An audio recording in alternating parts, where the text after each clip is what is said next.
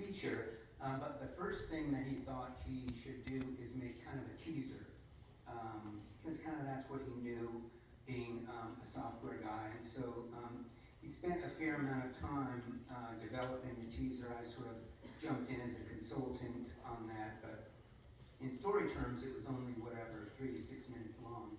And that was engineered for Morimoto Koji to direct, who actually made a piece of Animatrix. So if you've seen Animatrix, he made a piece called Beyond in that.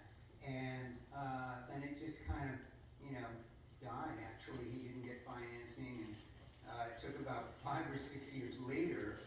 Prior to that, I kept saying, you need a script, you need a script, you need a script.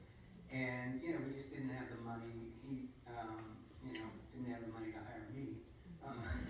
But anyway, he got 4C involved. Morimoto's company, he founded 4C along with a couple of others.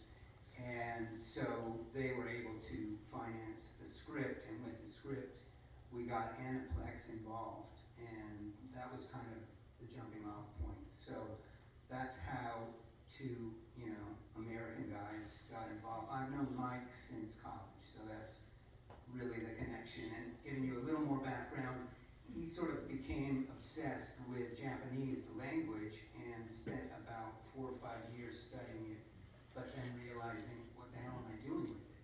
And so he went over to Japan and just started working on animation pretty much at the time, doing a lot of consulting, mostly with Asian companies with a particular kind of software. So that's really what got him there. Okay, great. So I think another question is, obviously, before that you also worked on Animatrix, Yeah. Which we actually screened a couple of months ago. And that also, I think, kind of like this, was the first time I think it had screened in theaters for almost 20 years. Wow. Yeah. Yeah.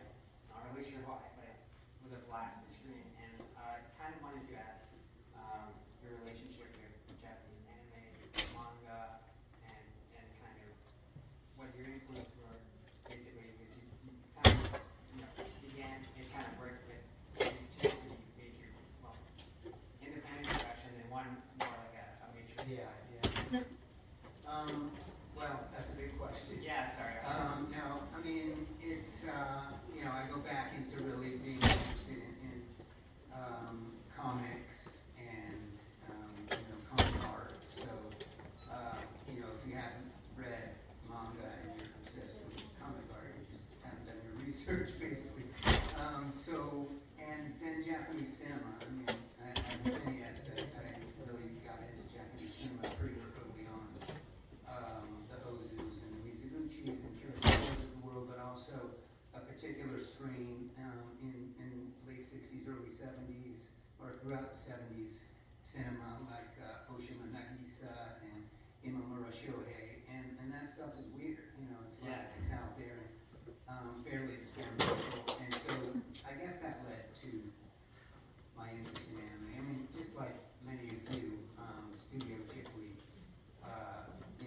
Miyazaki is a real foundational filmmaker for me. I mean, top 5 ever for me. So, and I believe, like this film, the attempt at least, it was to try to make a film that transcended animation. So that's what there's a lot of elements of this movie that are actually more influenced by live action. And so next, I think, is the question of how did the screenwriting process go? Did you work with Adi Matsumoto? Was it very hands-on? Okay, yeah, sure. Well, the adaptation process was challenging, and it always is, to, condense, of course, and concision, which the definition of concision is to get rid of redundancies. That doesn't mean that you should not use repetition. So there's a lot of doubling, obviously, in this piece.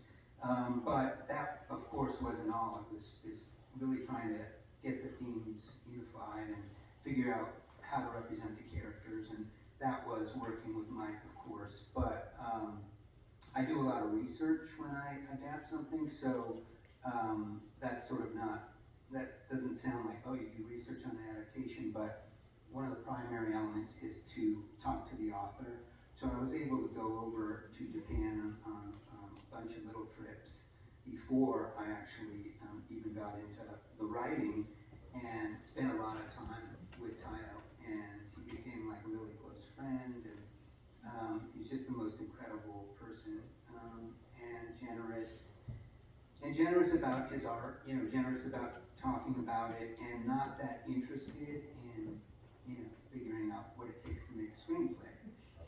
So that was interesting, and so we became real collaborators, and yet at some point, sometimes what I have to tell my students, if you're adapting something, you have to kind of put the material aside at some point early on, because you got to make this movie and make it your own. So Tayo was just perfectly happy, and luckily he loves the movie.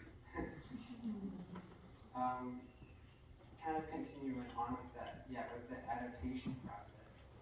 This is a manga with multiple volumes. How did, for you, was it prioritizing? I mean, basically, now we're talking about adaptation. Yeah.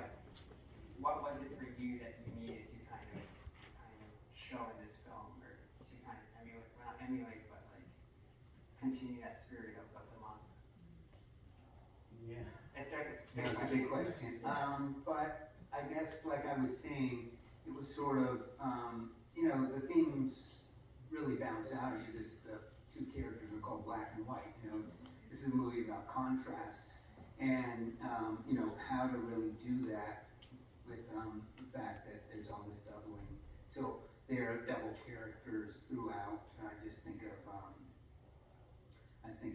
Kimura and Suzuki, and they sort of represent opposites, but they represent the same thing too. So it was really just trying to figure out who those were, and then how to tie them together. And Michael really wanted to do this thing with tone, which was to emulate that idea of the contrast. So I think the people who criticize the film or don't love it as much as others say that it's got this weird pace, this almost fragmented pace, because it does exist in these little tiny pieces almost structurally.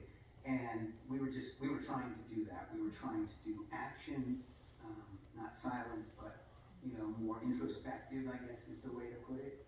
So that was a mix. How to get that right mix, I guess. There are a ton of other things that come into play, including this. There goes my phone. Including the city, elements of the city and how to represent the city, because the city is really a character, and we really always thought of that as being a character, and how we were going to represent both the decay and the destruction, and also the special element of the city. I think we're going to open up questions now to audience members. All right, you can go up there in the white. We'll have a mic as well. I should have been clearer. Hi, so did you write the script in Japanese or did you write it in English? No. So you wrote it in English and then you translated it? Right. Okay. Yeah, I'm curious about like the difference in languages from how you approach it versus the. That's a great question. No, I have basic get in a taxi Japanese, so I did not write it in Japanese, and so that was a fascinating process of really getting to know a whole host of translators, and really being sort of careful about who to use, and so even the manga at the time was not